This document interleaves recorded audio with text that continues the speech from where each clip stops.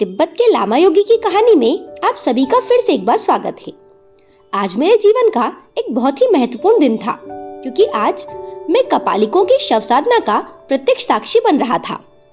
उस भयानक काले व्यक्ति ने चंडानंद और मुंडानंद को बुलाकर लगभग गरजते हुए कहा, शीघ्र ही आसन की व्यवस्था करो। ये सुनते ही चंडानंद और मुंडानंद लगभग दौड़ते हुए एक ओर चले गए, और जब थोड़ी देर के बाद वो वापस लौटे तो उनके साथ एक व्यक्ति और था। उस व्यक्ति का सारा शरीर पानी से भीगा हुआ था, जैसे अभी नहाकर आया हो, और उसके भीगे शरीर पर एक सफेद चादर चिपका हुआ था। उसका सिर सामने की ओर लटक कर झूल रहा था। लगता था उसका सिर मानो शरीर से अलग हो। चंडानंद और मुंडानंद उस व्यक्ति को दोनों बाजुओं से उठाकर धीरे धीरे ला रहे थे। वो व्यक्ति जैसे लड़खड़ाता हुआ चल रहा था। ऐसा लगता था मानो उसके सारे शरीर में शक्ति ही ना हो।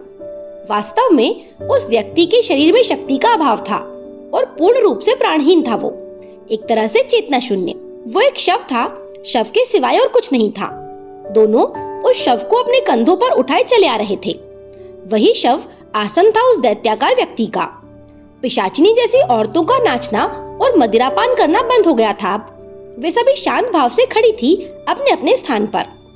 उस समय मुझे घोर आश्चर्य हुआ जबकि मैंने देखा कि वे सभी औरतें नरकंकालों के रूप में परिवर्तित हो गई। हे भगवान, ये कैसे हुआ? उन नरकंकालों में से एक नरकंकाल ने आगे बढ़कर शव को थाम लिया और भूमि पर लेटा दिया। अब आगे का कार्य शुरू हुआ। हाथी पर चढ़कर आने वाले उस दैत्याकार व्यक्ति का नाम था कापालिक अघोरेश्वरानंद। वो कापालिकों का गुरु था। वो भयंकर शव साधक था। अपनी कठोर साधना के बल पर कई दुर्लभ सिद्धियां प्राप्त की थी उसने। उसके परम इष्ट थे कपाल भैरव। प्रत्येक दीपावली की महानिशा बेला में वो नरबलि दिया करता था अपने इष्ट देव को प्रसन्न करने के लिए। ये सारी बातें उस समय मुझे कैसे मालूम हुई, ये मैं स्वयं भी नहीं बता सकता। अंतर्यामी ही जाने इस रहस्य को। मैंने देखा चंडानंद ने भूमि पर एक लंबा सा सफेद चादर बिछाया और उस शव को उठाकर लेटा दिया। मुंडानंद ने स्नान कराया उस शव को। उसी समय न जाने कहां से शव के निकट पूजन की सामग्री से भरी एक थाली आ गई। अब कापालिक अघोरेश्वरानंद पद्मासन की मुद्रा में बैठ गया। उस समय उसकी मुख मुद्रा अति भयंकर और कठोर लग रही थी। सारा दृश्य रोमांचकारी था, इसमें कोई संदेह नहीं। कापालिक ने अपने हाथ के त्रिशूल को भूमि में गाड़ दिया और खोपड़ी को बगल में रखा। फिर शुरू हुई तमोगुणी तांत्रिक पूजा। शव के मस्तक पर लाल सिंदूर का टीका लगाया गया, गले में माला पहनाई, आंखों में काजल लगाया और फिर सिर पर ढेर सा कपूर जलाया। जलते हुए कपूर के हल्के पीले प्रकाश में शव का चेहरा विकृत हुआ दिखाई दिया मुझे। उसका मुख अपने आप खुल गया था और कापालिक उस खुले हुए मुख में कपाल पात्र के द्वारा मदिरा उड़ेलने लगा। उसी समय सभी नरकंकाल पिशाचनियों जैसी औरतों के रूप में अपने आप परिवर्तित हो गए और अब वे सभी पिशाचनियां पहले की तरह विभत्स ढंग से नृत्य करने लगी। कुल मिलाकर वहां का दृश्य अति रोमांचकारी था। अचानक महाशमशान का शांत वातावरण भयंकर अट्टहास से गूंज उठा।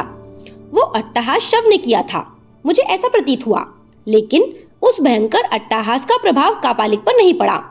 वो मंत्र जपता रहा बराबर और बीच बीच में शव के खुले हुए मुख में उड़ेलता रहा मदिरा। मैंने देखा शमशान के ऊपर के काला स्याह आकाश का एक कोना फट सा गया और फटा हुआ भाग लाल हो उठा, बिल्कुल ताजे फूल की तरह। और फिर उसी फटे हुए भाग से सोने के सिंहासन पर बैठी देवी जैसी एक सुंदर युवती बाहर निकली।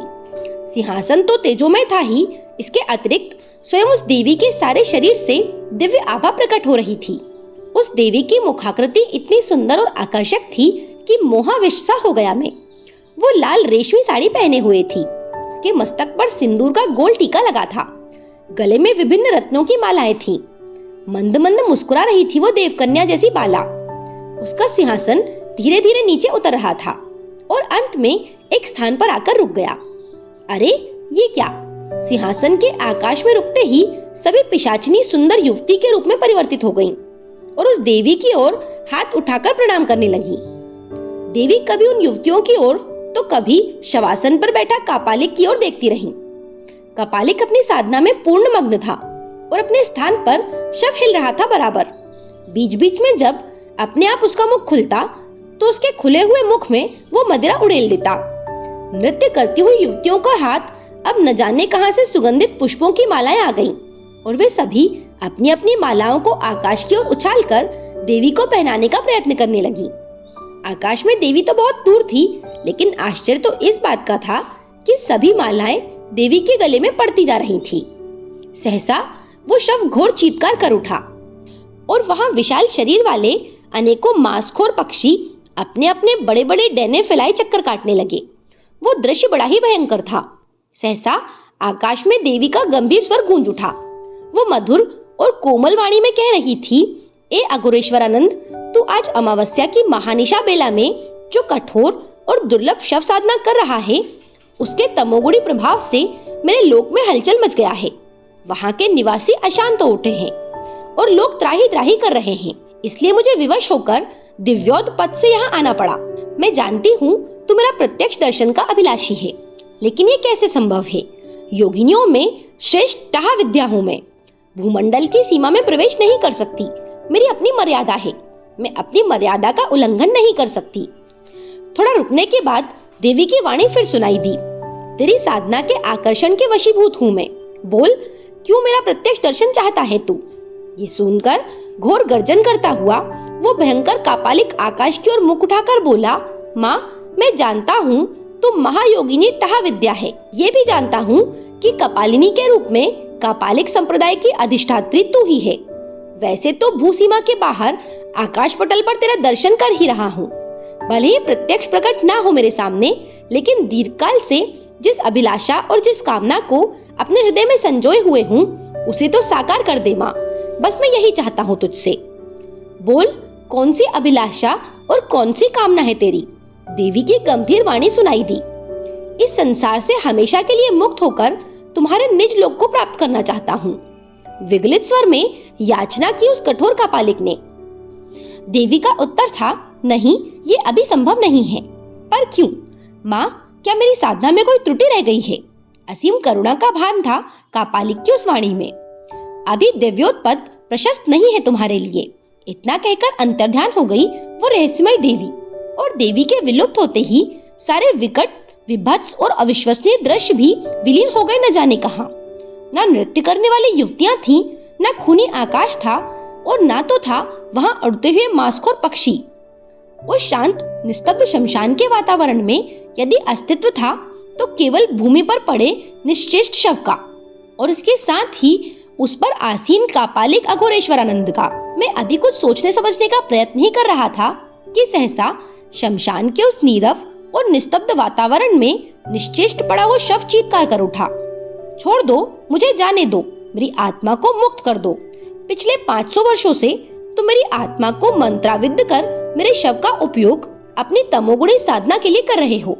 बोलो, ऐसा कब तक करते रहोगे? हे परमेश्वर, मुझे कब मुक्ति मिलेगी इस कापालिक से? इसके आगे जो कुछ भी घटा उस पर आसानी से विश्वास नहीं किया जा सकता। उसे जानने के लिए आप अगला वीडियो जरूर देखें। मेरे साथ बने रहने के लिए आप सभी का धन्यवाद।